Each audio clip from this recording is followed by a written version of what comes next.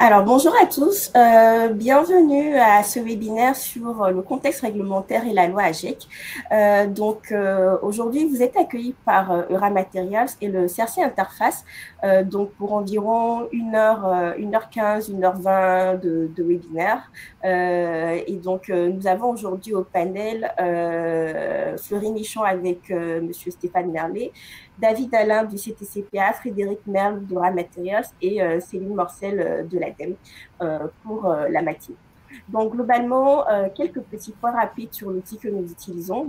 Pour le webinaire, vous avez l'onglet chat en bas sur votre écran à droite et l'onglet questions. Donc, le chat pour échanger entre vous et également avec les intervenants et les questions qui vous permettront justement de poser les questions que vous avez et surtout de pouvoir voter pour les questions qui ont déjà été posées pour les mettre en avant.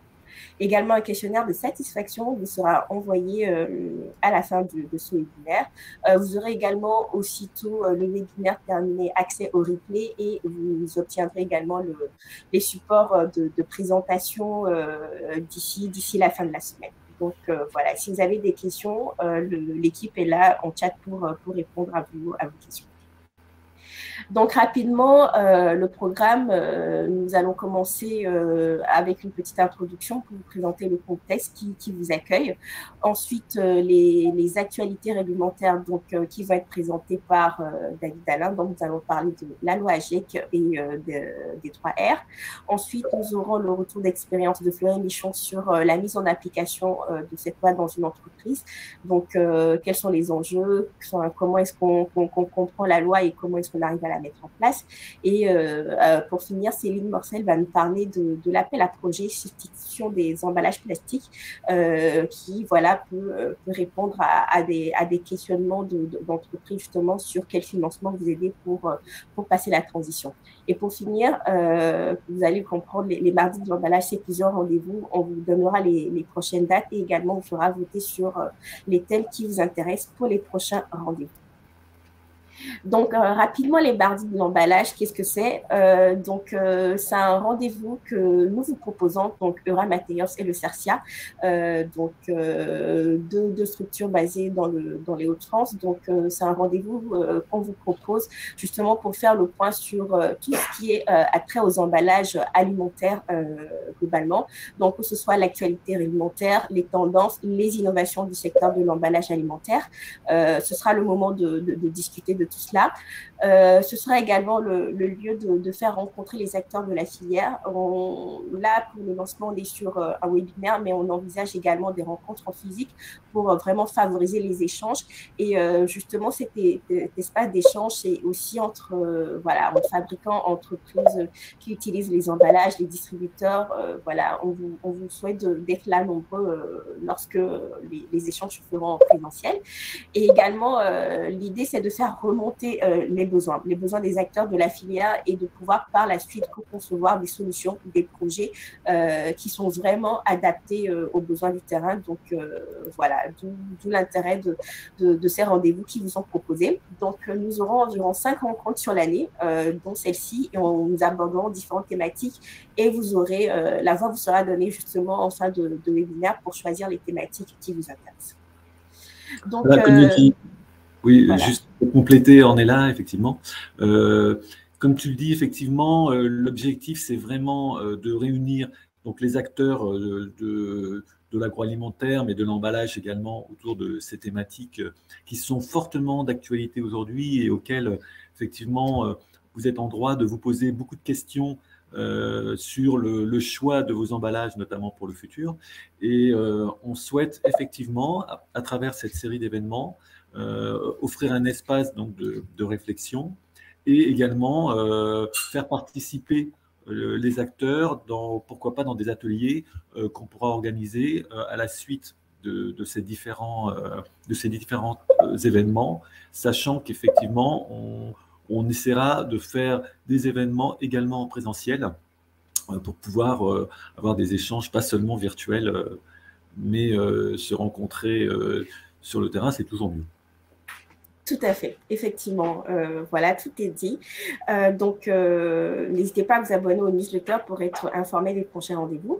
Donc, qui vous propose cela? Donc, le CERCI Interface. Donc, rapidement, c'est une association que certains d'entre vous connaissent. Donc, on est membre de l'ACTIA et du réseau agroalimentaire régional dans les Hauts-de-France et on a pour mission d'accompagner les entreprises agroalimentaires sur des projets de développement et d'innovation et de manière générale de les aider à mettre en place leurs projets voilà, avec les meilleurs acteurs possibles. Donc, dans ce contexte, on est financé par le Conseil régional et également nous sommes labellisés cellules de diffusion technologique grâce au ministère de l'Enseignement supérieur et on est membre de réseaux de centres techniques tels que l'ACTIA qui nous permet également de tisser des liens avec des structures comme le CTCPA. En plus de cela, donc, nous intervenons sur différentes thématiques, donc des thématiques telles que le développement de nouveaux produits, donc pour identifier les enjeux, structurer les projets. Éventuellement, par exemple, s'il s'agit de faire une veille réglementaire sur voilà, différentes thématiques, donc que ce soit de la technologie, de l'emballage, de l'innovation de produits. Voilà, nous sommes là pour répondre à votre besoin ou au moins vous orienter vers les bons acteurs. Qu'il s'agisse d'intégrer un nouvel outil numérique, donc là on parlera un peu plus de performance industrielle, de performance environnementale et surtout de digitalisation qui est une thématique d'actualité aussi pour les entreprises agroalimentaires. Également, on co-organise le concours de l'innovation agroalimentaire de la région Food Créative qui est lancé aujourd'hui. Donc, n'hésitez pas à aller nombreux sur le site internet pour voilà, déposer votre dossier de candidature si vous avez un but privé et à nous contacter si vous avez des questions. Et en dehors de cela, on vous aide également à trouver des aides financières pour la mise en place de votre projet. Donc, voilà rapidement qui est le CERCI Interface, mais on va également vous parler de Ramaterials, qui est un partenaire important également des mardis de l'emballage. Oui, alors, merci. On est là. Quelques mots de présentation sur Ramaterials, qui est donc un pôle de compétitivité basé à Tourcoing, donc dans le nord de la France, qui est à la fois d'ailleurs un pôle de compétitivité, mais aussi une structure qui accueille des créateurs d'entreprises, donc incubateurs, des startups également, et un club d'entreprises. Donc, c'est-à-dire, effectivement, on a un rôle d'accompagnement beaucoup plus large que le simple rôle de pôle de compétitivité, puisqu'on accompagne les entreprises de la création du projet, en fait, hein, jusqu'au développement de leurs produits et de leurs innovations.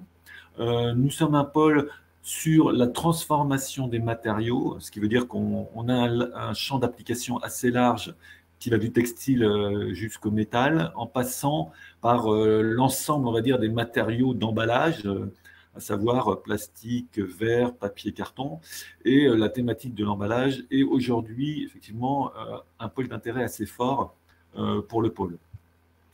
Alors, un pôle de compétitivité, c'est d'abord un écosystème. Cet écosystème, il est constitué des membres du pôle qui sont à la fois des entreprises de toute taille, mais aussi des laboratoires, des centres techniques.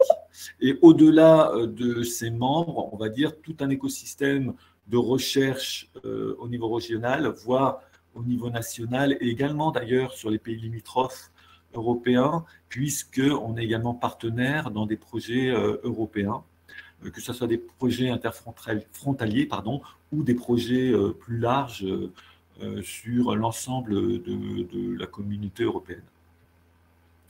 Nos missions, ce sont des missions d'accompagnement d'abord, hein, c'est-à-dire qu'à travers cet écosystème, on permet aux entreprises de faire des rencontres, de nouer des partenariats, de faire de l'innovation collaborative. Et donc, nous, on est facilitateurs et on va vraiment aider les entreprises dans le montage de projets, dans la recherche de financement et dans le suivi de ces projets collaboratifs.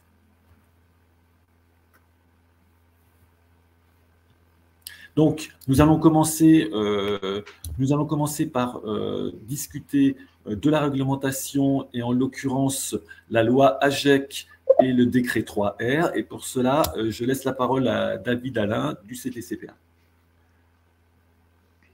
Merci Frédéric de me laisser la parole. Donc, je suis très heureux d'être là avec vous aujourd'hui pour Pour parler de la loi AGEC, alors je me présente, je suis David Alain, je suis le nouveau directeur du pôle emballage du site de Bourg-en-Bresse.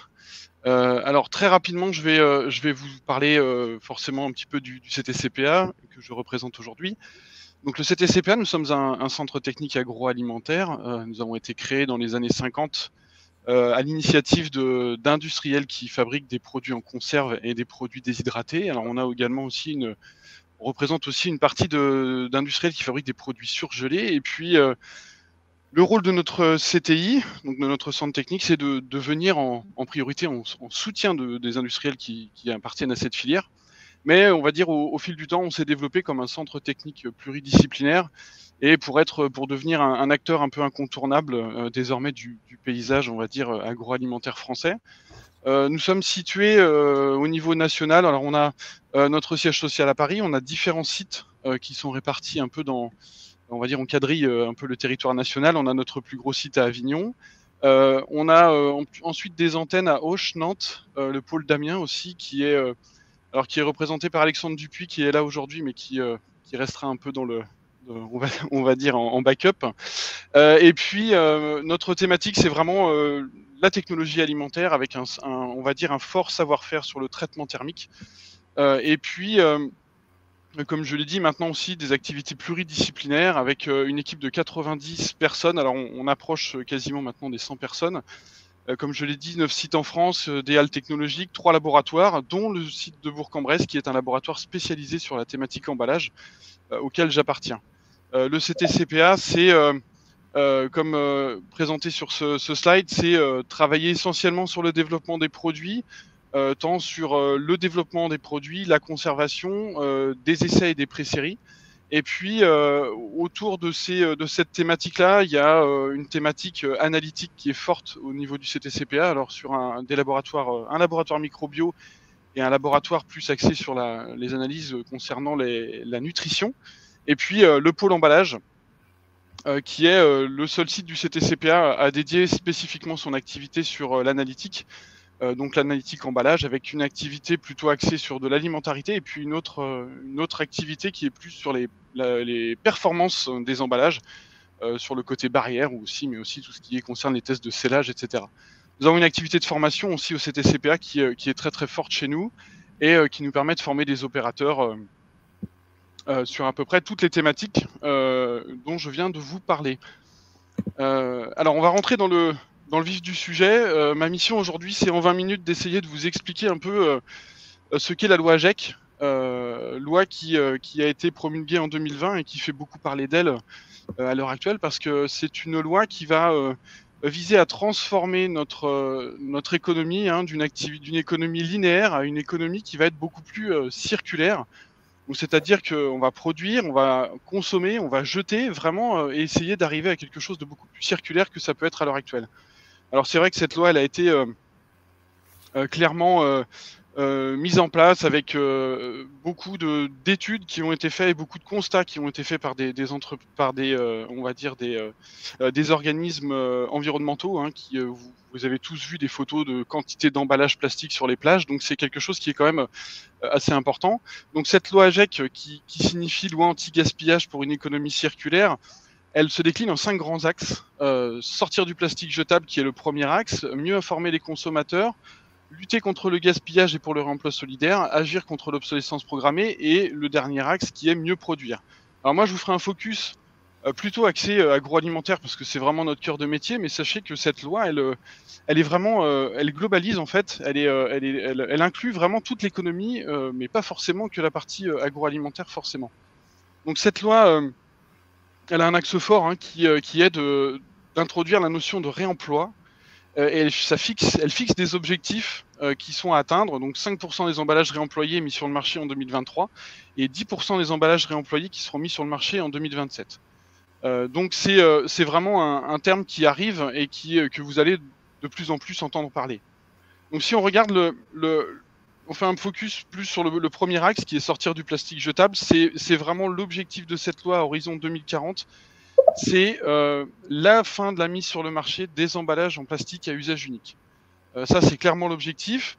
Et il va y avoir également donc, des objectifs de réduction, de réemploi et de recyclage qui seront fixés par décret. Donc, c'est-à-dire que de 2020 à 2040, il va y avoir des décrets à peu près tous les 5 ans qui vont arriver pour timer cette loi et donner les principaux axes pour arriver à la finalité de 2040. Il y a aussi un axe concernant, si on parle un petit peu plus du recyclage, mais j'y reviendrai tout à l'heure dans la présentation, qui est de tendre vers l'objectif de 100% d'emballage en plastique recyclé d'ici le 1er janvier 2025. Alors, je vais vous faire continuer la présentation, et puis à la fin de cette présentation, je vous donnerai aussi un peu notre point de vue sur deux axes du décret 3R, qui est le premier décret qui arrive pour, on va dire, pour timer cette loi AGEC, que sont, je ferai un focus sur le recyclage et puis le réemploi qui sont des aspects très importants de ce décret 3R. Un petit point sur les définitions, parce que ce sont des thématiques qui ont fait aussi également beaucoup de bruit. Donc, on entend par un produit plastique à usage unique tout produit qui est entièrement fabriqué ou partiellement fabriqué de plastique, et puis qui n'a pas été conçu ou mis sur le marché pour effectuer des rotations, c'est-à-dire être réutilisé au cours de sa durée de vie pour faire des trajets ou être réutilisé pour sa fonction primaire pour laquelle il a été conçu. Et puis, il y a un autre aspect qui est la définition vraiment d'un plastique. On a découvert donc que les matières plastiques qui sont fabriquées avec des polymères naturels modifiés ou même des matières plastiques qui sont fabriquées avec des matières premières d'origine biologique, fossile ou synthétique, mais qui n'existent pas naturellement dans l'environnement, eh bien, elles seront, on va dire, pénalisées par cette loi AGEC. Elles seront strictement interdites à horizon 2040. Donc c'est quelque chose qui est un petit peu, on va dire, compliqué, parce que il peut y avoir des problèmes d'interprétation, notamment sur ces définitions-là. Alors moi, j'ai essayé de vous mettre quelques exemples de matériaux. Alors je les ai appelés compatibles au AGEC, mais le terme n'est pas forcément très vrai, et il en manque forcément dans ce tableau. Mais c'était pour vous montrer un petit peu la complexité de la définition, c'est-à-dire que si on prend sur la gauche du tableau des matériaux plastiques, alors qui sont identifiés comme étant des plastiques, mais ce sont des matériaux qui peuvent être acceptables à objectif 2025 s'ils ont une filière de recyclage. Donc vous retrouvez toutes les résines qui sont classiquement présentes dans le domaine agroalimentaire, comme le polyéthylène, le polypro, le polystyrène et le PET. Hein, ce sont des matériaux qui sont considérés comme des plastiques parce qu'ils sont issus de ressources fossiles. Et vous avez également des matériaux qui sont plus dits, on va dire, vulgairement des biosourcés, mais qui sont des matériaux qui sont comme le PHA, le PBAT ou le PBS, et l'exemple qu'on connaît le plus qui est le PLA, donc qui est fabriqué à partir d'amidon, mais qui est un matériau qui est au sens de la loi trop synthétisé pour être considéré comme un matériau non plastique. Alors il y a des matériaux qui vont être considérés comme étant compatibles et avec des dérogations, alors comme le papier, le carton, les matériaux cellulosiques, avec un petit axe aussi important à savoir, c'est-à-dire qu'à horizon 2040, les matériaux qui seront dits cellulosiques et avec une couche de plastique seront certainement pénalisés dans le cadre de la loi. Et puis il y a des dérogations comme la cellulose régénérée, hein, la vraie cellophane, alors pas le film étirable qu'on a à la maison, hein, qui est plutôt du polyéthylène, mais vraiment le cellophane, la viscose et le lyocell, qui sont des matériaux, alors qui ont un aspect certes plastique, mais qui sont considérés comme étant des alternatives et des matériaux qui vont être autorisés dans le cadre de la loi AGEC. Alors, si on continue dans les définitions, vous allez voir après, je vais vous parler du décret 3R. Le décret 3R, c'est la réduction, le recyclage et le réemploi. Alors, qu'est-ce que la réduction, qui est un des objectifs les plus importants de ce décret 3R? On va dire, à horizon 2025, c'est supprimer tous les emballages qui sont strictement inutiles. Donc, c'est-à-dire des emballages qui n'ont pas de fonction de conservation, de protection, ou des aspects sanitaires, hein, qui sont des choses importantes et qui font partie des fonctions d'un emballage. Donc tous ces emballages qui sont dits inutiles devront être supprimés. Alors il y a déjà pas mal de réflexions qui se font déjà depuis pas mal d'années, parce que il y a aussi un aspect économique, hein, qui est dans ces emballages-là. Réduire l'emballage au strict minimum est quand même quelque chose d'important pour tous les industriels. Le recyclage, bon, vous connaissez, c'est une opération où on va, à partir d'un déchet d'emballage, recycler ce matériau-là pour refaire un nouvel objet. Et puis le réemploi, dont on parlera tout à l'heure, qui est un peu nouveau, mais qui est quand même une thématique, qui est quelque chose qui est pratiqué depuis pas mal d'années, mais qui va arriver vraiment de façon importante dans le cadre de la loi, qui est une opération qui permet un emballage, en fait, si on parle d'emballage, d'être réutilisé à la fin de sa vie pour la même fonction pour laquelle il a été mis sur le marché. Euh, Si on parle aussi du dernier axe qui était mieux produire, la loi, elle a un aspect qui est elle étend la responsabilité des industriels dans la gestion de leurs déchets, hein, avec création de nouvelles filières et des nouvelles filières qui sont pollueurs-payeurs. Hein, ça, c'est important aussi à savoir. Donc, il y a 11 filières qui ont été créées. Ils concernent le tabac, les jouets, le sport, le bricolage, la construction automobile, les huiles minérales et synthétiques, les pneus, les chewing-gums et les textiles à usage unique et les engins de pêche.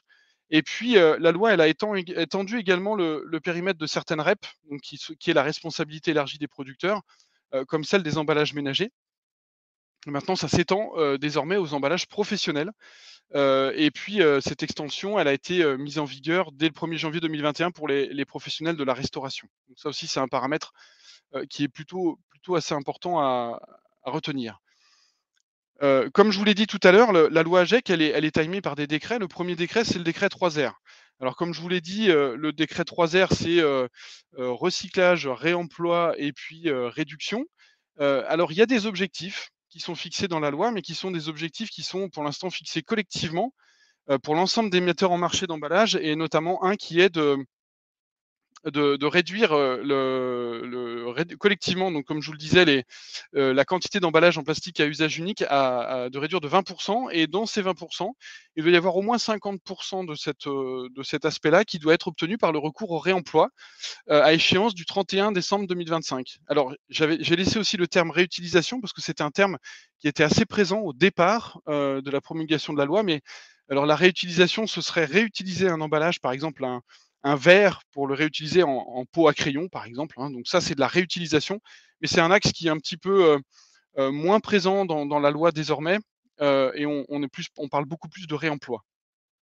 L'objectif de recyclage, lui, comme je vous l'ai expliqué également précédemment, c'est d'arriver à chaque fois, pour les metteurs en marché, de mettre un emballage sur le marché à horizon 2025 qui soit 100% recyclable, donc c'est-à-dire qui s'inscrit dans une filière de recyclage qui sera développée.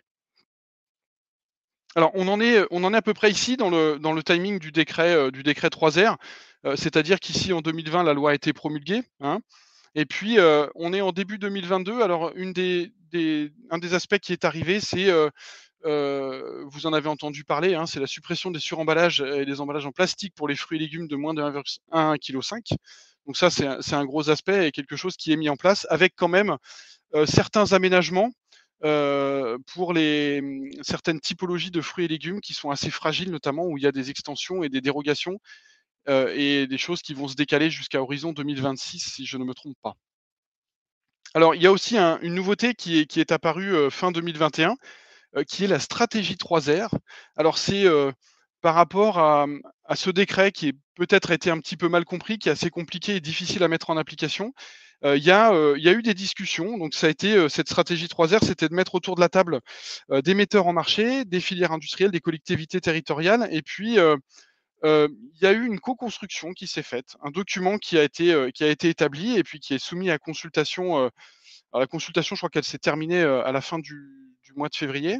Et ça a été de déterminer des priorités d'action et puis des mesures concrètes à mettre en place pour que ces mesures soient transversales ou sectorielles, hein, pour arriver à poser des jalons et puis à aller à essayer d'identifier des étapes à franchir pour amener tout le monde, l'ensemble des metteurs en marché, pour arriver à l'horizon 2040 à pouvoir répondre à la loi. Donc cette stratégie 3R, elle comprend 42 secteurs, hein, qui sont, vous les verrez juste après. Et puis, ça va permettre d'établir une feuille de route, comme je le disais, pour aller tout le monde dans le même sens vers cette suppression des emballages plastiques à usage unique. Donc, le document, il est disponible sur le ministère de la Transition écologique, hein, vous pouvez le trouver, il y aura le lien dans la présentation. Et puis, donc, il y a des fiches sectorielles qui ont été établies. Alors sur tous les 42 secteurs que vous pouvez trouver ici, alors qui concernent l'alimentaire frais, transformé, non transformé, les boissons, une partie qui concerne aussi, les produits d'hygiène, donc le non alimentaire et puis, d'autres produits agroalimentaires, pardon, enfin non alimentaires, excusez-moi. Et puis, les emballages industriels, les emballages de e-commerce qui est une partie qui prend beaucoup d'ampleur également et puis, la restauration en particulier. Alors, dans cette stratégie 3R, vous avez pour chaque secteur 2 fiches qui sont présentes. Une première fiche qui prend des données qui regroupe des données sectorielles, alors qui sont, par exemple des typologies d'emballage qui sont présentes à la fois en typologie, mais aussi en tonnage, qui sont ventilés sur le secteur et puis, vous avez également après, ce qu'on appelle le potentiel prospectif 3R qui va donner des grands axes pour chaque, grande famille. Alors là, j'ai pris le traiteur frais, hein, j'aurais pu prendre d'autres exemples, mais vous pourrez retrouver dans le document si vous le téléchargez et qui va donner, le potentiel de réduction, le potentiel de recyclage, de réemploi et puis, les perspectives aussi à horizon 2040. Alors on voit ici clairement que le potentiel, le plus important, c'est le potentiel de recyclage en tout cas sur le traiteur frais pour aller, voilà, qui ressort en fait de cette étude-là. Alors comme je le disais, l'étude a été soumise à consultation et sera certainement, mise en application à fin mars, d'après ce que j'ai pu, comprendre. Vous retrouvez aussi dans ce document une sorte de planning, hein, pour arriver jusqu'à 2040 pour chaque R, du décret. La réduction, si on regarde rapidement, donc il y a des quick wins, donc des choses qui sont, rapidement possibles à mettre en place, hein, pour éliminer les emballages inutiles. Il va certainement y avoir une phase d'innovation aussi qui va permettre d'accompagner aussi des entreprises et qui permettra d'aller, toujours dans cet objectif de 2040 et puis après une généralisation.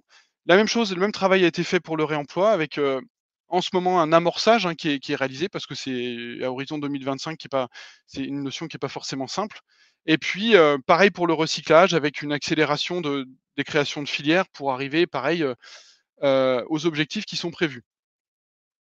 Alors moi, ce que je souhaitais faire pour la fin de la présentation, pendant les 5 dernières minutes, c'est vous expliquer un peu notre vision des choses et vous donner quelques infos sur, 2 R en particulier, qui sont le recyclage et le réemploi. Alors, le recyclage, comme, je vous l'ai dit, c'est à horizon 2025 que tous les emballages en plastique à usage unique qui seront mis sur le marché, devront pouvoir s'intégrer dans une filière de recyclage. Alors, pour l'instant, le problème, c'est que si on regarde, un peu plus spécifiquement, pardon, pour les matériaux rigides, il y a en France, à l'heure actuelle, il y a que la filière de bouteilles PET qui est quelque chose, la filière qui fonctionne le mieux, qui a un taux de recyclage important, notamment pour faire des emballages qui viennent, du food pour aller vers le food.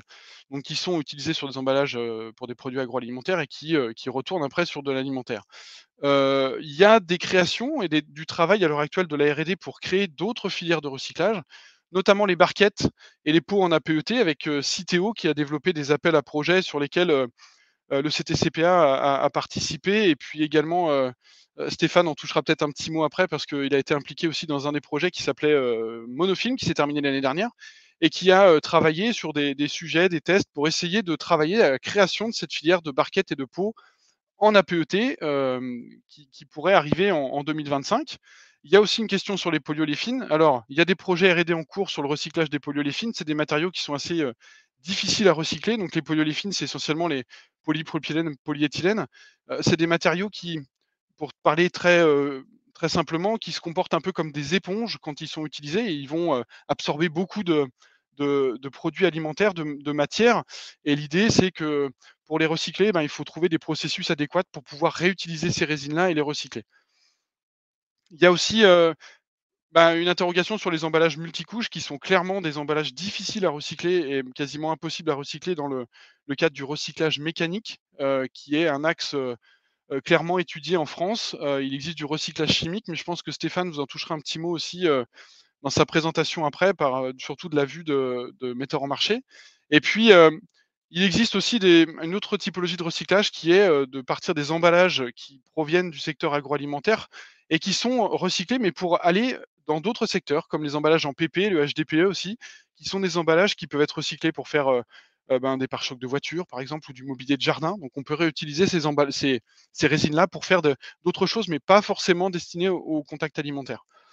Pour les matériaux souples, pour l'instant, il n'y a que la filière polyéthylène qui est disponible, mais il y a des recherches qui sont faites pour essayer de regarder s'il n'y a pas d'autres filières potentiellement créables sur les autres matériaux. Moi, je tiens à vous alerter aussi sur une thématique qui est très importante, c'est la réincorporation de matériaux recyclés dans les emballages alimentaires. C'est compliqué, on ne peut pas faire n'importe quoi et puis il y a beaucoup de réglementations sur ces aspects-là. Je ne vais pas rentrer dans le sujet, mais c'est un sujet qui nous mobilise au niveau du CTCPA. Donc si vous avez besoin de plus d'éléments, on peut être là, à votre disposition pour en discuter. Je vais finir ma présentation en parlant du réemploi qui pour nous est un axe hyper important. On est sollicité quotidiennement chez nous sur cette thématique-là. Je prends 2 minutes pour vous en parler. Le réemploi, c'est réutiliser un emballage. Si on prend par exemple l'exemple d'un plat cuisiné où un industriel va remplir cet emballage avec un plat cuisiné, le conditionner à l'intérieur, le mettre sur le marché, le consommateur va l'acheter, le consommer chez lui, et puis après va via une filière de récupération ou le ramener directement dans son magasin. Il reste des choses à définir là-dessus. L'emballage sera lavé, certainement contrôlé, et puis après remis dans un cycle de réutilisation, de réemploi, qui permettra d'avoir des emballages qui vont pouvoir rentrer dans ces cycles de rotation, dans ces cycles-là, pour être réemployés. Alors, quels matériaux vont être adaptés? Historiquement, il y a le verre, l'inox, l'aluminium, par exemple, qui peuvent être des bons candidats, mais se pose peut-être une question sur leur analyse du cycle de vie. C'est des matériaux qui sont assez consommateurs d'énergie pour leur fabrication, pour leur recyclage aussi, mais aussi lors des différentes étapes de transport qui peuvent avoir lieu lors des cycles de réemploi. Donc, se pose la question aussi des matériaux plastiques. Est-ce que ces matériaux-là peuvent être des bons candidats? Donc, il y a les résines, on se pose des questions sur les résines classiques qui peuvent être le PP, le PET, le CPET, qui est un PET beaucoup plus cristallin et qui va tenir à plus haute température, et puis peut-être certains polyéthylènes. Alors, il faudra bien regarder que ces emballages puissent s'adapter au cycle de réemploi, c'est-à-dire notamment le lavage qui peut être un aspect assez critique parce qu'on va utiliser des cycles courts à haute température avec des produits assez corrosifs, donc il faut valider ces éléments-là. Et puis, il existe des résines techniques, alors qui sont comme le PBT par exemple, ou les copolyesters comme une marque commerciale qui s'appelle le Tritan, qui sont des résines qui peuvent être intéressantes, qui sont chères, mais qui peuvent trouver leur intérêt dans le cadre d'un réemploi où on ne va pas mettre un emballage simplement pour le jeter ou le recycler à la fin, mais on va réemployer cet emballage, donc il aura une durée de vie beaucoup plus longue et on peut avoir un intérêt économique à utiliser ces emballages-là dans un contexte de réemploi. Je finirai ma présentation par des points d'attention sur ce réemploi. L'alimentarité des emballages, il faudra bien valider ces éléments-là. On ne sait pas encore trop à l'heure actuelle comment ça va se passer, c'est-à-dire comment le matériau va se comporter au fur et à mesure des cycles de réemploi. C'est un point très important à valider. Le nombre de cycles, comment il sera défini? Alors en discutant, nous, avec certains interlocuteurs, des fournisseurs notamment, il y a certaines personnes qui préconisent des nombre de cycles très faibles, d'autres qui partent sur des cahiers des charges complètement limite inatteignables. On parle de 1000 cycles, où là ça paraît vraiment énorme. Donc il faudra valider ces informations-là. L'efficacité du nettoyage, c'est un point qui va être très important parce que je vais le corréler avec le vieillissement physique aussi des emballages que j'ai mis en point final. Les rayures, les successions de scellage sont des opérations qui vont abîmer les emballages et clairement les abîmer et les j'ai pas d'autres termes forcément, mais en tout cas, le lavage, il peut y avoir des problèmes si on a des rayures, si on a ces sollicitations des matériaux, et il peut rester la présence de biofilms qui peuvent être problématiques après les activités de nettoyage. Et puis, le vieillissement des emballages, un point très important, c'est-à-dire que quand vous allez conditionner par exemple des plats type un curry par exemple, qui va avoir sur certains matériaux une aptitude à peut-être pénétrer à l'intérieur de l'emballage, où il faudra valider aussi le fait que ce ne soit pas relargué en cours de réutilisation supplémentaire. Alors voilà, j'ai un tout petit peu débordé, mais c'était pour vous présenter un peu notre point de vue sur la loi AGEC, essayer de faire quelque chose d'assez rapide. En tout cas, vous voyez bien que la loi AGEC, c'est quelque chose qui va être important, qui va profondément modifier notre notre système économique, et puis qui va apporter forcément beaucoup de questionnements et beaucoup de modifications au sein de vos entreprises. Merci David. Donc non, c'est parfait au niveau du timing. Je te remercie. Alors on a effectivement quelques questions. Les premières questions de la part de Stéphane Alain, que je salue d'ailleurs, concernent les matériaux biosourcés, PHA, PLA, PBS, etc. On a vu qu'ils entraient dans le giron en fait de la loi AGEC, et qu'ils étaient considérés comme matériaux plastiques. On peut même l'étendre à d'autres matières biodégradables qui ne sont pas forcément issues du biosourcé comme le PBAT. Donc, elles n'ont pas de filière au sas réglementaire. Qu'advient-il de ces résines à partir de 2025? Je pense que la réponse est dans la question un petit peu. Oui. Alors c'est clair que pour nous, à horizon 2025, il faut qu'il y ait une filière de recyclage qui soit en place. Je ne vous cache pas que c'est clairement compliqué à l'heure actuelle. Il y a peu de filières qui sont en place et qui sont efficaces. Je l'ai dit, pour nous, à l'heure actuelle, il n'y a que la filière bouteille, qui est vraiment quelque chose qui fonctionne beaucoup. On l'a vu, nous, dans le cadre de projets, comme je l'ai dit, avec Citeo, où on essaye de créer... on vient en soutien de la création d'autres filières, c'est compliqué. Il y a beaucoup de discussions avec quel recycleur va intervenir, comment on va pouvoir mettre tout ça en place, plus des éléments techniques à valider. Si on prend un exemple, par exemple, pour créer la filière de l'APET, à l'heure actuelle, on a des multicouches qui sont en PET-PE, notamment si on prend le marché du jambon, par exemple, et donc qui va concerner clairement Fleury-Michon. Passer sur des barquettes qui sont complètement recyclables en APET pose des problèmes de scellage, pose des problèmes de techniques qui sont à lever pour pouvoir aller plus sur augmenter cette recyclabilité de ces matériaux-là. Et puis sur les résines, alors je pense que de toute façon, dès qu'on va partir sur des mélanges, on va peut-être arriver sur des problèmes aussi, même si on intègre du biosourcé, dès qu'on va parler de mélange, je pense que ça va être compliqué de recycler les matériaux de toute façon. Oui, c'est-à-dire que même s'il y a 30% de biosourcés et le reste de non biosourcés, on pourra pas, ça ne rentrera pas dans les filières de recyclage. Complètement. Une autre question toujours de Stéphane concernant l'acétate de cellulose qui est considéré comme plastique, mais qui est visiblement autorisé. Oui. Alors ça, c'est des choses que nous, on a découvert aussi. Il y a des dérogations qui ont été mises en place. Alors l'acétate de cellulose, c'est une bonne question. Je crois justement que l'acétate de cellulose ne rentre pas dans ce cadre-là. Il faudrait que je revérifie, mais je crois qu'il y a un point justement sur l'acétate de cellulose.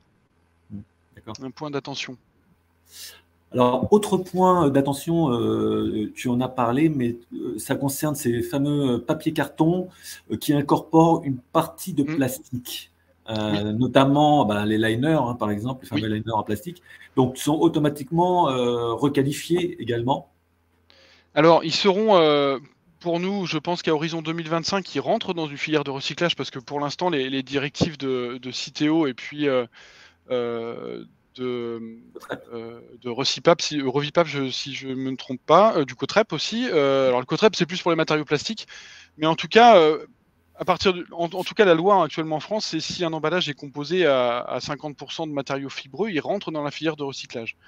Est-ce que ce taux-là va augmenter après à horizon 2025? Je n'en sais rien. Il y avait des bruits qui couraient là-dessus, mais en tout cas, à horizon 2025, les papiers cartons seront clairement recyclables s'ils respectent ces données-là. Mais pour nous, à horizon 2040, il faudra trouver des alternatives en base cellulosique, mais sans revêtement plastique. Ce qui va être un sacré challenge. Oui, tout à fait. Et justement, alors, autre détail qui a son importance, c'est qu'on parle effectivement de revêtement à liner, mais tous ces vernis qu'on pourrait mettre sur ces emballages carton pour avoir aussi ces propriétés de barrière. Comment on les considère, comment on les prend en compte dans cette loi AGEC? Est-ce qu'on le sait encore, ça? Est-ce qu'on le sait déjà? C'est une excellente question. C'est un peu délicat, oui, effectivement. On sait qu'il y a beaucoup de R&D qui se qui se fait actuellement par des différents types de fournisseurs. Il y a même beaucoup de fournisseurs qui, à l'heure actuelle, sont essentiellement axés plastique, qui travaillent aussi sur des solutions à base de cellules, enfin de matériaux base de matériaux fibreux, pour parler généralement. Il y a des réflexions R&D qui sont sur une suppression quasi totale de plastique, mais qui pourrait garder des propriétés barrières, qui pourrait garder des propriétés de scellabilité. Après, il faut valider beaucoup de choses, c'est-à-dire il faut que l'emballage effectivement puisse assurer ces fonctions-là qui sont de conservation et puis d'intégrité on va dire de l'emballage en lui-même au cours de la durée de vie du produit, mais aussi peut-être des questions sur l'alimentarité et sur l'aptitude au contact alimentaire de ces coatings qui vont être mis en surface ou même des fois dans la masse de ces emballages. Ok, bah, très bien. Enfin, juste dernier point pour avoir ton avis. Est-ce que ça te paraît possible d'emballer d'ici 2040, de se passer du plastique d'ici 2040 évidemment pour l'alimentaire? C'est extrêmement ambitieux, hein. Ouais. Clairement, c'est quelque chose qui est nous, quand on a vu arriver cette loi, c'est clairement ce qu'on s'est dit. On est même poussé la réflexion, je dirais même un peu plus loin, en se disant est-ce que le système économique sur lequel on est actuellement est pertinent? C'est-à-dire, est-ce que des supermarchés comme on a avec une quantité de produits, avec des DLC ou des DDM qui sont longues, est-ce que ça reste pertinent? Est-ce qu'il va pas falloir aussi développer les circuits courts? Il va certainement y avoir des changements, hein, des changements aussi, peut-être des transferts on va dire, de propriétés barrières. C'est-à-dire qu'à l'heure actuelle, on est sur des propriétés barrières, sur des petits contenants, si on prend le cas des biscuits, par exemple, ou des choses comme ça, et peut-être qu'il va falloir avoir des petites unités recyclables et après dans des contenants beaucoup plus réutilisables et qui pourront assurer cette fonction barrière. Il y a plusieurs axes, hein, qui sont possibles. Et puis la thématique du réemploi qui nous a un petit peu surpris aussi, où les gens sont pas forcément trop focus sur le 2025, mais voient plus loin. Même des petits acteurs, hein, même des restaurateurs qui poussent vraiment la réflexion plus loin, à se dire, nous on a l'impression de mettre trop d'emballage à usage unique, et le recyclage, ça nous intéresse, mais on a l'impression d'utiliser trop de matériaux, donc on va passer directement à l'étape du réemploi. Et nous, on intervient sur des projets comme ça, avec même des petits acteurs, hein, et les fournisseurs aussi sont très mobilisés sur ces aspects-là de réemploi. Mais comme je vous l'ai expliqué, le réemploi, c'est très intéressant, mais ça va être quelque chose d'assez compliqué et qu'il va falloir bien réfléchir. Oui, alors justement, on n'a pas trop le temps de développer parce que le timing est un peu serré, mais c'est vrai que j'ai des remarques sur ce sujet-là. J'ai une question de mode chemin sur justement quid du réemploi d'un emballage, d'un domaine, d'un secteur vers un autre secteur. Est-ce qu'il faut privilégier ou uniquement autoriser le réemploi local? Des questions aussi sur comment on va tracer réellement le nombre de cycles d'utilisation d'un emballage. Donc on voit que effectivement, oui, la thématique. Il y a beaucoup de questions, et c'est des questions auxquelles il va falloir répondre, hein, clairement. Comme je le disais, c'est pas simple. Pour l'instant, nous, en tant que laboratoire d'analyse également, on est sollicité sur le sujet, mais pour l'instant, il n'y a pas forcément de cadre réglementaire non plus pour les analyses des emballages. On a déjà fait, nous, des premiers tests, et on s'aperçoit qu'il va y avoir beaucoup de choses à cadrer. Un tout petit exemple pour terminer: quand vous avez par exemple des composés style des verres que vous pouvez obtenir dans les concerts ou dans certaines manifestations comme j'ai ici là, cet emballage, si vous le passez dans votre lave-vaisselle, et ben, au fur et à mesure il va se teinter. Il va y avoir une dégradation visuelle du matériau, mais qu'est-ce qui se passe aussi à l'intérieur du matériau quand l'emballage est teinté? Et si après vous proposez ça, vous mettez dans une thématique de réemploi et vous proposez cet emballage à vos clients, comment ils vont réagir aussi, simplement par l'aspect marketing, avec un emballage qui va peut-être se teinter ou se dégrader. Et il y a aussi l'aspect lavage qui est pas comme du lavage domestique, mais du lavage industriel avec des produits corrosifs sur des cycles très courts, et avec aussi un séchage qui va être assez important et qui va solliciter le matériau au niveau thermique. Parfait. Merci beaucoup, David. Je repasse la parole à Ornella.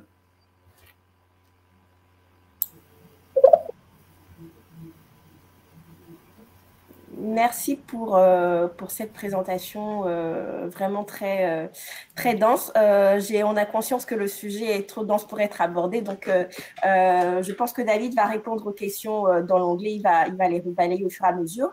Et là, rapidement, nous allons passer justement au retour d'expérience de Florine Bichon avec Stéphane Vernet. Stéphane, as-tu la parole? Oui, bonjour, vous m'entendez bien? Tout à fait. Bon. Donc oui, moi alors déjà je me suis inscrit pour ce webinaire parce que simplement moi je suis également en recherche de solutions sur cette loi AGEC. Donc moi je suis ingénieur packaging, je travaille dans une cellule emballage chez Fleury Michon et j'ai un rôle d'expert matériaux dans cette équipe. Chez Fleury Michon, alors, je vous ai mis quelques slides sur Fleury Michon, mais Fleury Michon existe depuis 1905 et après j'ai un slide. Alors, je ne sais pas si vous voyez. Oui, j'ai un slide où je vais vous présenter un petit peu ce qui s'est passé depuis 1905, quelques grandes étapes. Mais ce que je voulais déjà dire ici, c'est que chaque année, on met sur le marché 380 millions de produits, ce qui fait que chaque jour, il y a plus d'1 million de produits qui est mis en marché. Et donc, le problème que soulève la loi AGEC sur les emballages, c'est pas un problème négligeable, c'est un problème qui est vraiment important et qui est vraiment pris en compte chez nous. Nous, chez Fleury Michon, nous avons un projet d'entreprise qui est d'aider les hommes à manger mieux chaque jour. Et dans ce projet, il y a plusieurs axes, il y a 5 axes. Et dans ces axes, bien sûr, il y a nos consommateurs, bien sûr, mais on voit apparaître notre environnement, parce que ça, c'est quelque chose de nouveau. On se rend compte que la préoccupation de l'empreinte environnementale, c'est quelque chose alors on n'a pas attendu la loi AGEC pour y travailler, mais la loi AGEC, c'est quelque chose qui vient renforcer encore plus cet axe-là.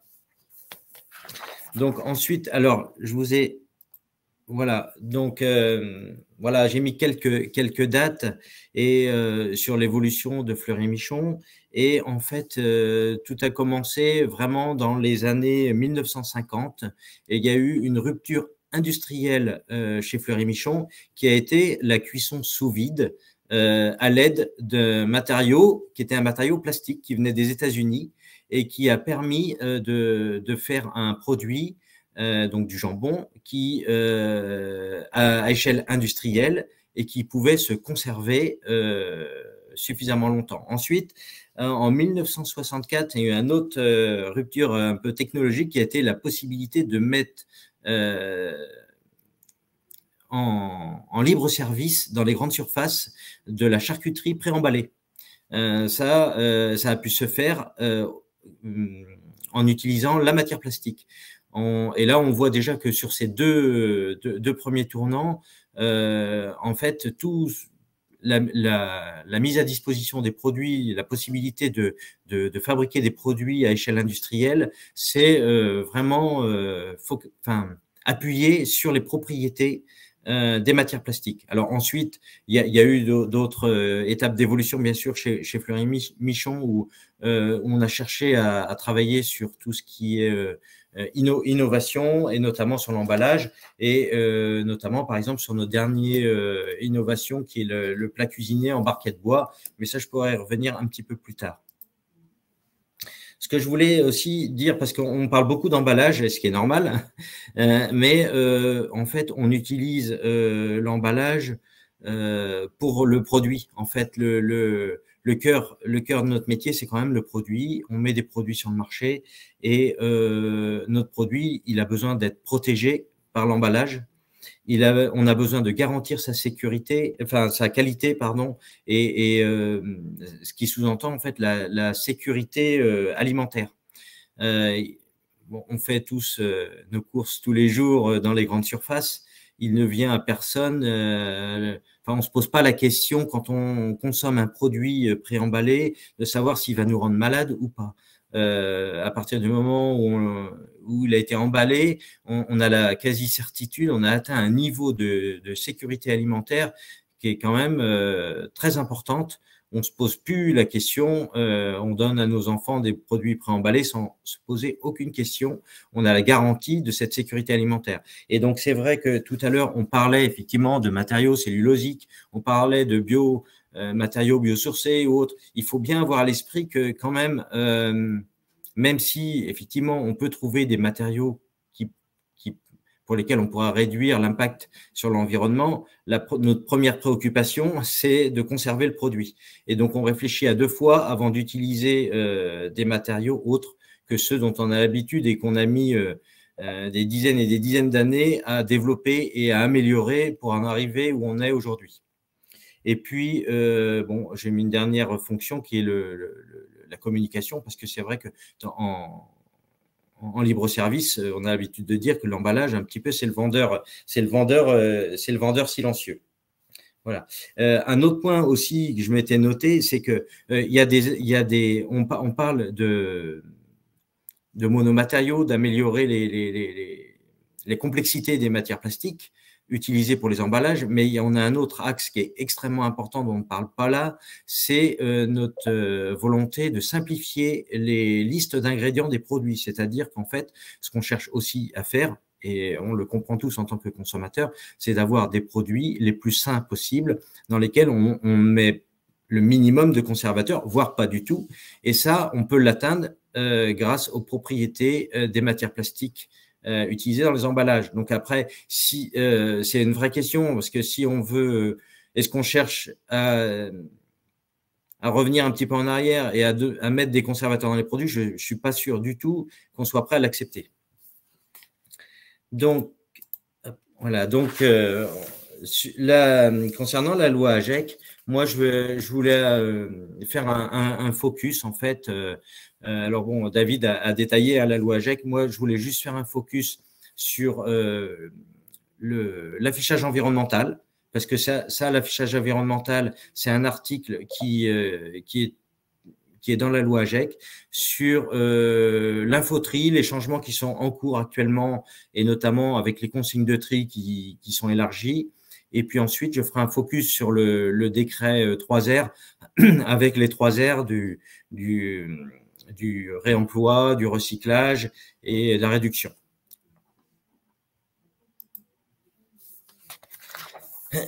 Donc déjà, l'affichage environnemental, alors je suis désolé pour ces slides un petit peu denses en texte, je vais essayer de détailler, mais en fait, ce que je veux simplement dire, c'est que l'emballage, en fait, moi je le vois plutôt comme ayant un rôle extrêmement positif dans l'impact environnemental, dans la mesure où il est là pour conserver le produit. Alors, c'est vrai qu'on a tous à l'esprit quand on cuisine chez soi et qu'il y a un reste d'un bon petit plat, on veut pas le perdre, et pour pas le perdre, bien on le met dans un emballage. Et bien l'emballage à échelle industrielle, c'est un peu ça qui est réalisé. Et quand on calcule, quand on essaie de comprendre qu'est-ce qui a de l'impact, comment notre produit a de l'impact sur l'environnement, ce qu'on s'aperçoit aussi, c'est que, eh bien, simplement, alors encore plus pour les produits comme chez Fleury Michon, les produits carnés, mais globalement tous les produits alimentaires, le vrai impact environnemental, c'est le produit qui le porte, et l'emballage, il a un impact, c'est clair, mais son impact est limité.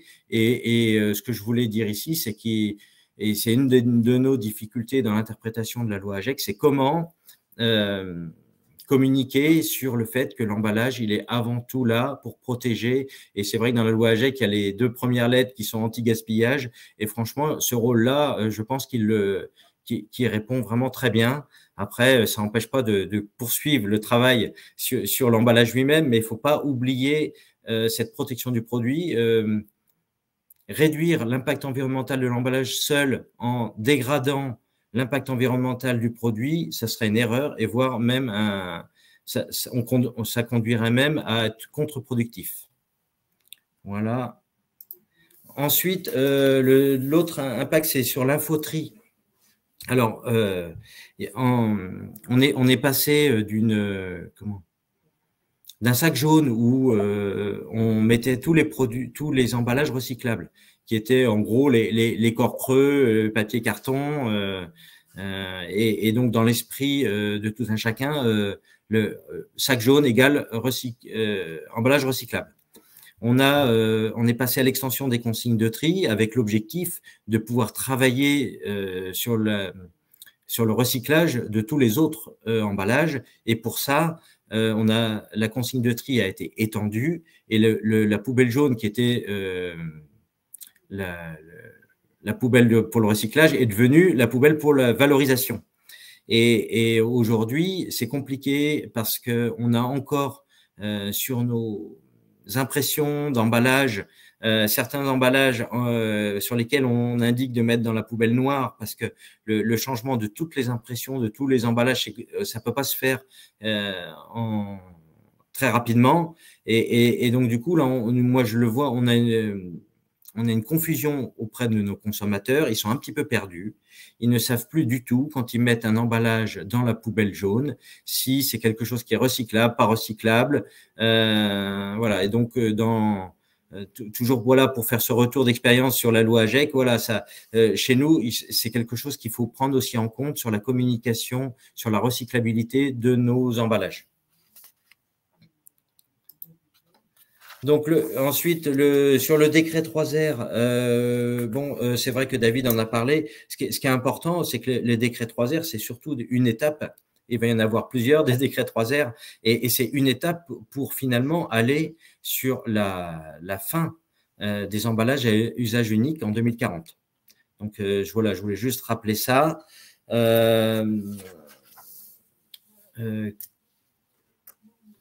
Ce qui est important dans le décret 3R, c'est ce que je vais détailler après, les 3 thèmes, c'est réduction, recyclage et réemploi.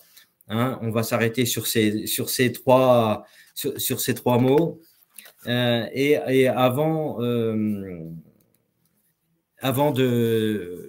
de poursuivre, alors j'ai remis la définition dont David a déjà parlé, mais bon, c'est toujours intéressant de revenir dessus parce que, et je vais revenir aussi tout à l'heure sur la définition du recyclage parce que j'ai vu que dans les questions, on se posait la question des emballages avec liner plastique, est-ce que c'est recyclable, pas recyclable, les matériaux biosourcés, est-ce qu'ils sont recyclables, pas recyclables, c'est toujours intéressant de revenir aux définitions.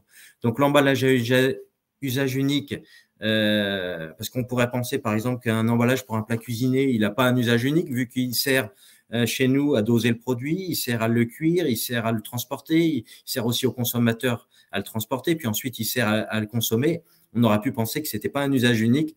Or, c'est vraiment dans la définition, c'est un usage unique, c'est-à-dire, ça veut dire que c'est un emballage qui ne va pas pouvoir être réutilisé pour reconditionner un autre produit. Donc, dans la réduction, moi, j'ai mis 2 exemples chez Fleury Michon de ce qu'on a pu faire. Le premier exemple, c'est sur un plat cuisiné qui, auparavant, était vendu avec des couverts en plastique. Donc là, clairement, et ça tombe sous le sens, maintenant, ça paraît logique, mais les couverts ont été supprimés. Hein. Donc, ça paraît normal maintenant, mais c'est vrai qu'à l'époque où ça a été réalisé, ça a suscité quand même de vraies questions par rapport au service qu'on offre aux consommateurs. Un autre exemple, c'est notre barquette bois dont je parlais déjà un petit peu tout à l'heure. Là, c'est en fait, on a supprimé la barquette qui est en plastique pour la remplacer par un contenant en bois. Donc ça a nécessité ou c'est lié en fait à une évolution aussi, une montée en gamme de nos produits pour lequel on a pu développer cet emballage avec moins de matière plastique. Ce n'est pas l'adaptation d'une ligne ancienne où on a supprimé la matière plastique et on l'a remplacée par du bois. Là, ça a été vraiment le cas d'un développement d'un nouveau produit. Et ce produit fonctionne plutôt bien. On a une bonne réponse au niveau des consommateurs. Donc, ça veut dire que le consommateur, effectivement, il veut, et par rapport à la loi AGEC, on veut moins de plastique, mais aussi on cherche aussi à monter en gamme en termes de produits. C'est ce que je disais tout à l'heure par rapport aux conservateurs qu'on pourrait utiliser en moins. Moins on utilise de conservateurs, et mieux c'est pour nos produits. Donc, voilà ce que je disais aussi pour la définition du mot recyclable, parce que en fait, donc cette définition, elle doit vraiment être vraiment intégrée pour savoir de quoi on parle, parce que sinon, on parle de recyclable, on ne sait plus trop où on en est. Donc, moi, je me rattache à cette définition. Cette définition, en fait, moi, j'ai retenu, il y a 3 choses importantes. Premièrement, notre emballage, lorsqu'il sera en fin de vie, il doit pouvoir être collecté, c'est-à-dire on doit pouvoir le trier. C'est la capacité à capter les emballages en fin de vie. Ensuite, l'autre point, c'est il va falloir le traiter une fois qu'on l'aura capté. Et pour le traiter, en fait, c'est est-ce qu'il existe une filière de recyclage qui existe? Et le dernier point, il doit être remis en usage, c'est-à-dire que la matière qui a été collectée, traitée, on doit pouvoir faire un produit avec. Elle doit avoir de la valeur pour créer un produit. Alors, juste parce que j'ai vu dans les questions, il y avait la question sur les papiers, mettons 80% de papier avec 20% de plastique, où on se posait un petit peu cette question. Si on prend le cas de cet emballage, est-ce qu'on est capable de le traiter? Oui, il y a plus de 50% de papier, il va dans la filière existante de recyclage du papier. Est-ce qu'il sera remis en usage? Oui, parce que le papier, la matière fibreuse qu'on va récupérer, on va pouvoir refaire du papier. Ce qui est un peu plus compliqué, c'est est-ce qu'on est capable de le collecter, c'est-à-dire est-ce qu'on est capable de le trier? Et alors, pour avoir visité plusieurs centres de tri et voir comment ça se passe, eh bien, tout simplement, il y a un tri qui est fait alors c'est pas vraiment de l'infrarouge, mais c'est du proche infrarouge, où on vient voir si on a affaire à une matière plastique ou du papier. Eh bien, un emballage qui est composé papier plastique, eh bien, si le rayon infrarouge va toucher le papier, eh bien, oui, on va aller vers la filière, donc ça c'est très bien. Si on touche le plastique, eh bien, il va être orienté vers le plastique. Ensuite, comme c'est pas du plastique, il va être orienté en refus de tri. Donc, ça veut dire qu'en gros, sur des emballages papier-carton, déjà sur la capacité à collecter, au mieux, on va dire, on est de l'ordre de 50% dans les centres de tri. Donc, d'un point de vue impact consommateur, forcément, c'est beaucoup mieux. D'un point de vue tri, il y a beaucoup de choses à améliorer encore. Et ça fait partie, je pense, j'espère que la loi AGEC va nous permettre d'améliorer un petit peu ces sujets-là.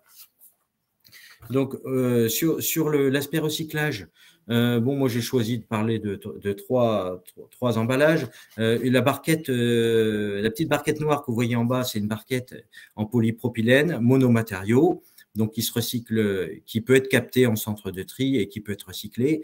Le problème que l'on avait avec cette barquette, c'est qu'elle contenait un peu de noir de carbone, qui est un colorant noir qui permettait d'avoir une très bonne un très bon niveau d'opacité.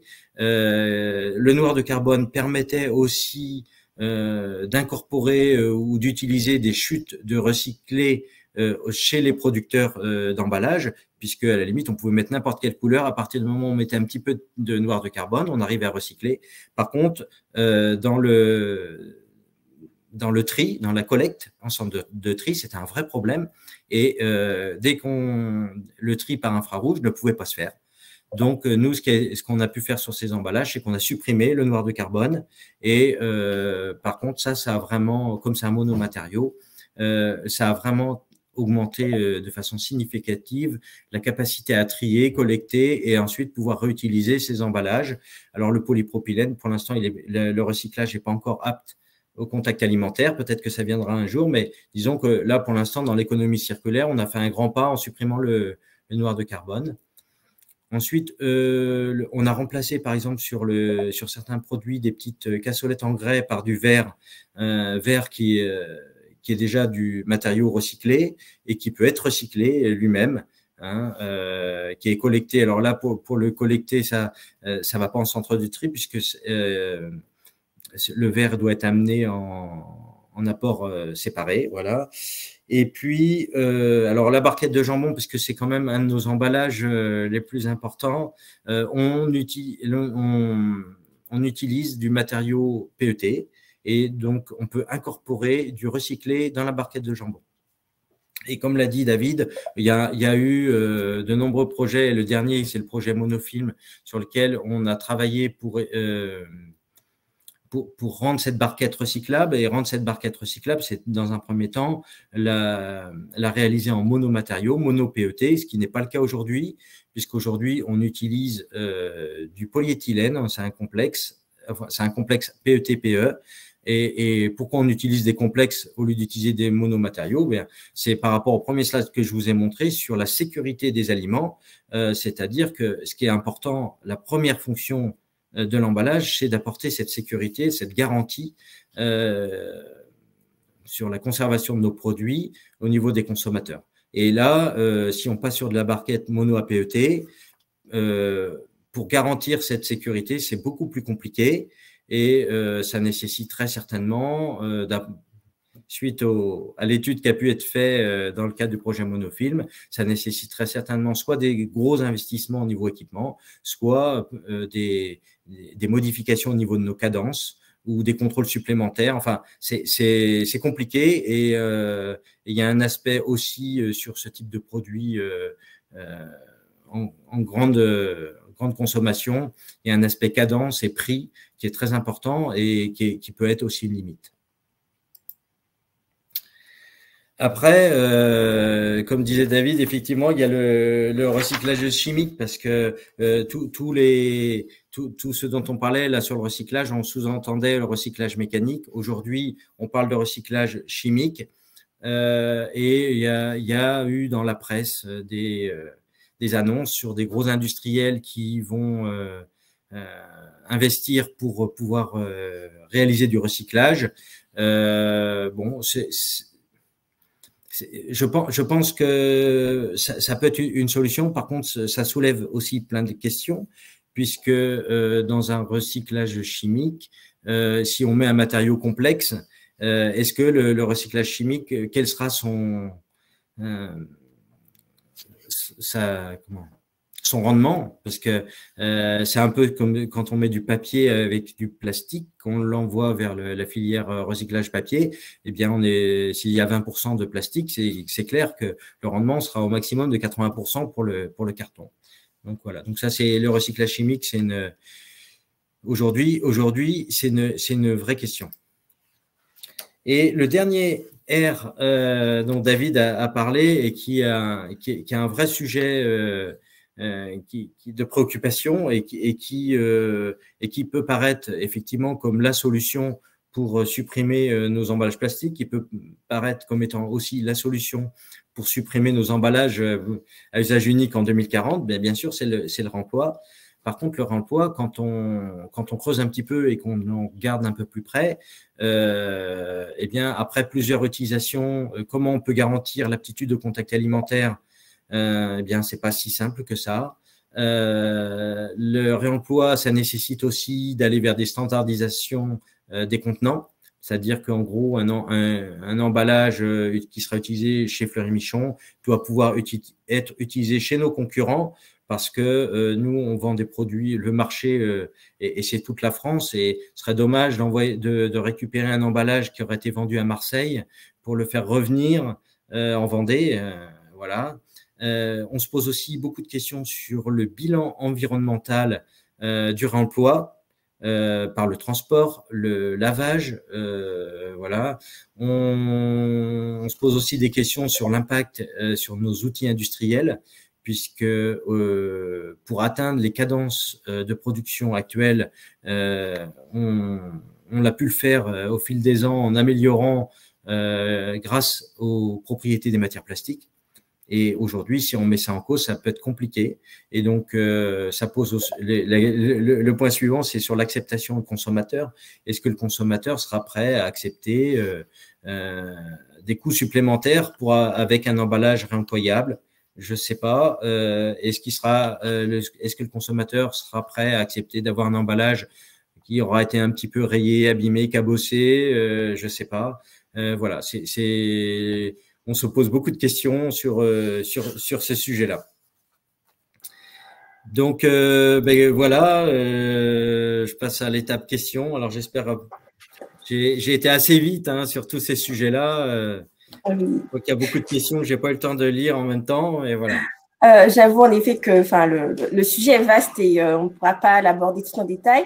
Là, on a deux questions. Une première de Stéphane Alain donc, qui demande est-ce que la grande distribution est-elle réellement impliquée ou seulement concernée dans les solutions d'amélioration d'emballage?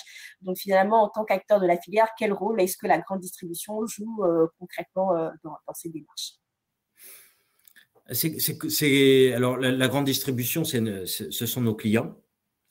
Donc, on fabrique on met à disposition les produits pour eux, pour qu'ils puissent ensuite les vendre. Et donc, aujourd'hui, c'est compliqué de prendre en compte les contraintes de distribution au niveau de la grande distribution, pardon, de la répétition. Juste un exemple sur la barquette bois.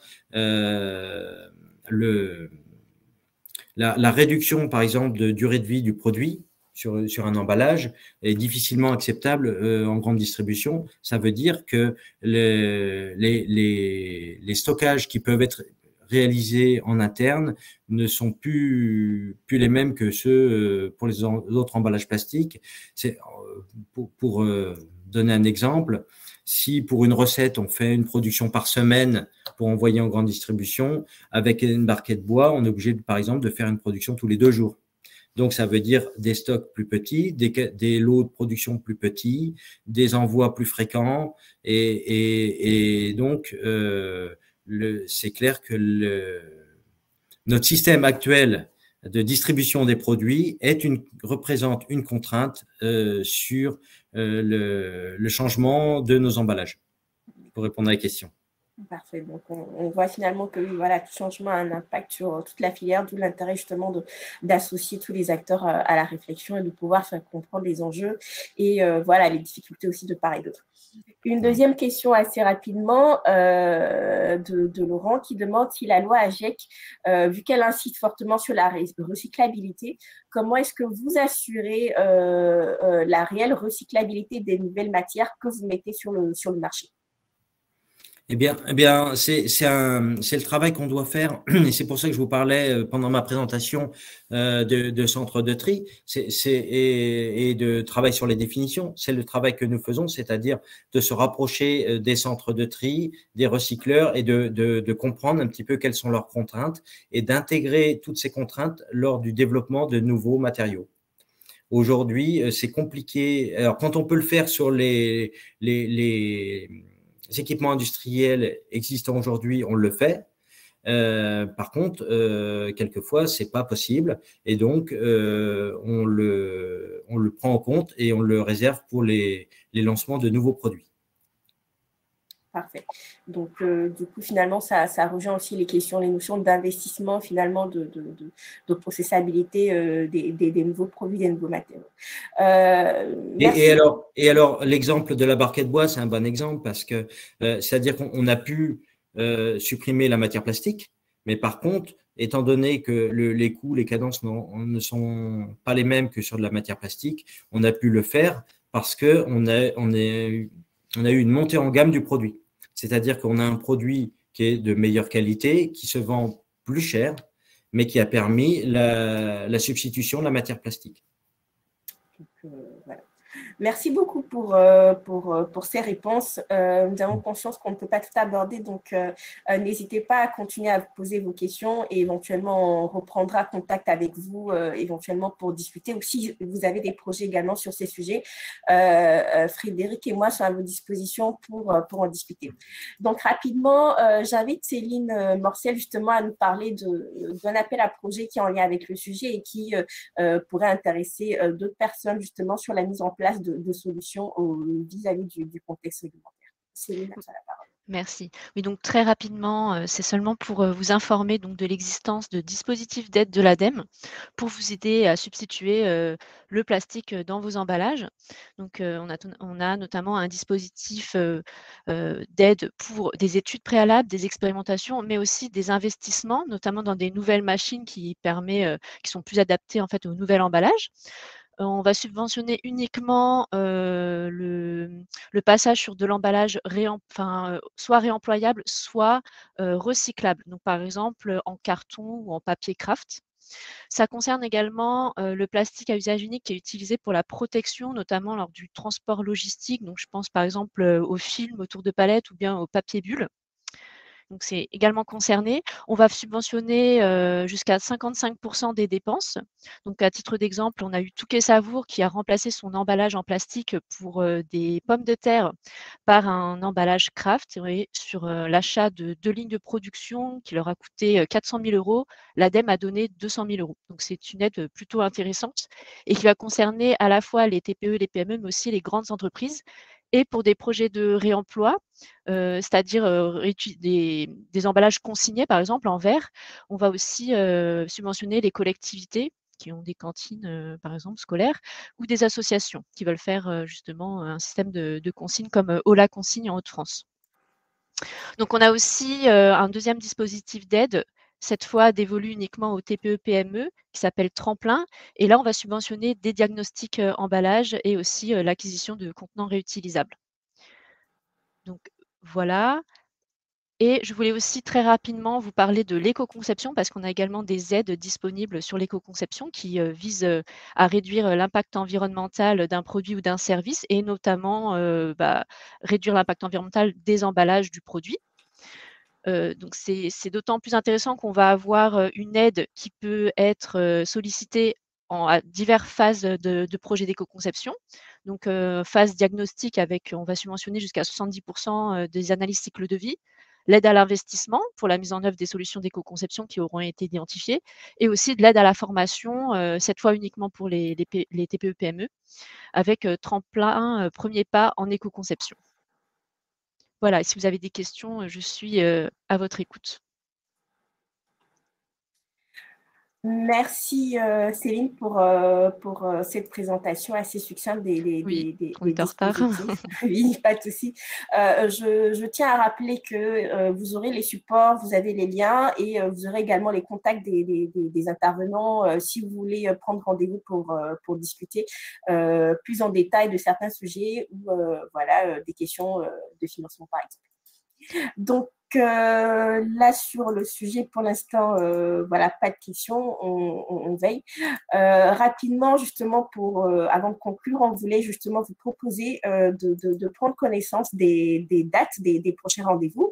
Il faut savoir également que ce sera l'occasion de discuter de différents sujets. Donc, pour l'année, la suite de l'année, on aura un rendez-vous en avril, un autre en juin, un autre rendez-vous en septembre et un dernier rendez-vous en novembre pour boucler cette série de 5 rendez-vous. Et je vais vous inviter justement à voter pour les thématiques qui vous intéressent. Donc là, vous avez un sondage qui vient d'apparaître. Et donc, l'idée, c'est de savoir quelles sont les thématiques qui vous semblent prioritaires. Est-ce que vous souhaiterez parler des matériaux biosourcés, refaire un point sur le recyclage, parler un peu plus en détail du papier carton ou aborder les barrières fonctionnelles justement qui jouent un rôle au niveau de la migration, ou encore tout ce qu'il y a comme un nouveau circuit de distribution et leurs enjeux au niveau des emballages. Et si vous avez d'autres suggestions, n'hésitez pas à les écrire dans le chat. On est à l'écoute justement et votre groupe va compter pour les prochains sujets et les prochaines dates qu'on va aborder. Donc, nous voilà arrivés rapidement à la fin de ce webinaire. Vous allez avoir dans le chat très bientôt un questionnaire justement pour donner votre avis, vos suggestions et nous vous donnons rendez-vous pour un prochain rendez-vous donc le 26 avril pour discuter encore des emballages alimentaires et je laisse la parole à Frédéric pour nous dire le mot de la fin. Oui, merci. On est là. Effectivement, donc le prochain rendez-vous sera, on va essayer de faire un rendez-vous un peu plus long parce qu'on voit que ce sont des sujets, il y a beaucoup de matière et sur 1 heure et demie, c'est un peu court pour aller très en détail sur le sujet. Donc, on essaiera aussi de faire, si les conditions sanitaires le permettent, bon, c'est bien parti a priori, mais on essaiera également de le faire en présentiel. Voilà, donc merci à tous, merci aux intervenants pour leur présentation effectivement très intéressante. Et puis, on vous donne tous rendez-vous donc pour la prochaine session en avril. Merci. Merci, au revoir. Merci à tous.